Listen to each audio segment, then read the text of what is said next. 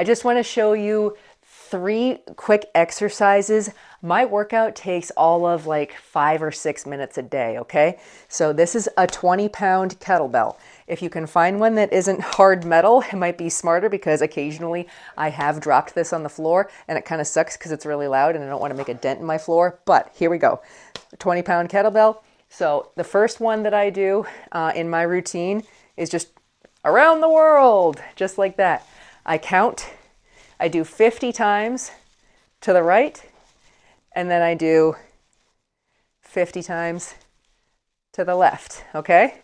What this does, when you're swinging it out like that, centrifugal force, is you're having to use your core muscles, all right, to hang on.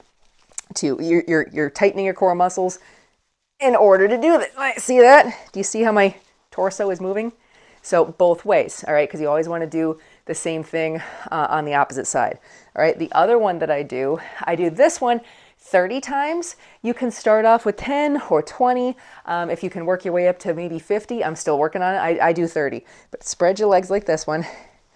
I think I might have gotten this off TikTok, but anyway, so through the legs. 1, 1, 2, 2, like that, okay? 3, 3. You can, I started off doing this one, just swinging up like that, but it really put a lot of strain on my lower back. Wasn't very good. So when you do like this, not only you're bending down, so you're working the top of the leg, the back of the leg, and the abdominals and the hips. So it's actually pretty strong workout. So that's the 20-pound, and then I can do this with the 20-pound. I just prefer to do the 15-pound. This is a 15-pound kettlebell. This is the other one that I do. So between the legs, up, push, up. All right?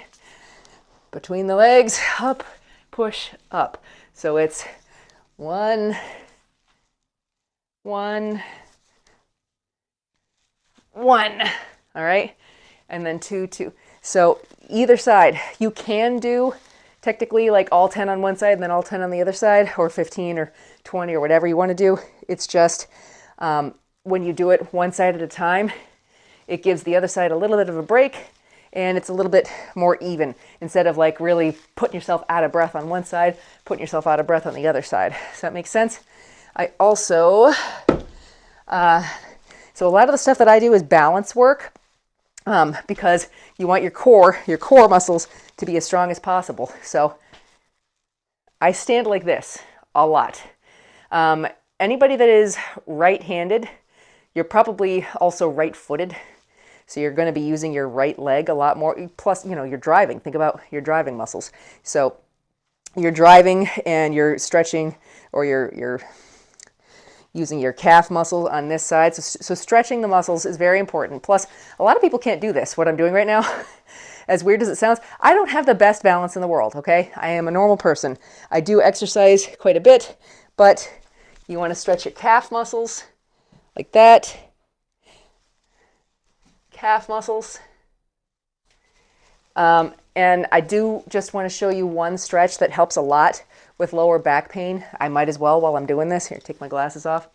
I do this usually on a carpet or a yoga mat or something, but can you see me okay? All right, so one leg in front of you. Here, let me turn so you can see. One leg in front of you like that. And you want to bend forward with the other leg back. Oh, this is tight. Ooh, I can feel this. This is really tight. You want to try to get your head down to the floor, okay? Because that is going to stretch your quadricep and your hamstrings all at the same time. It'll also stretch your butt muscles. And remember that if you've got lower back pain, it's probably coming from your butt and your hamstrings, okay? So, and then you do the other side. And you want to hold that. Hold it as long as you can stand it, up to a minute or two, if you can. Wow, these are really tight. And I did this morning. So that's another one. Anything that you can do to stretch these muscles, okay? That's going to be really, really helpful, especially if you're dealing with lower back pain. But yeah, don't expect to magically have abs doing this.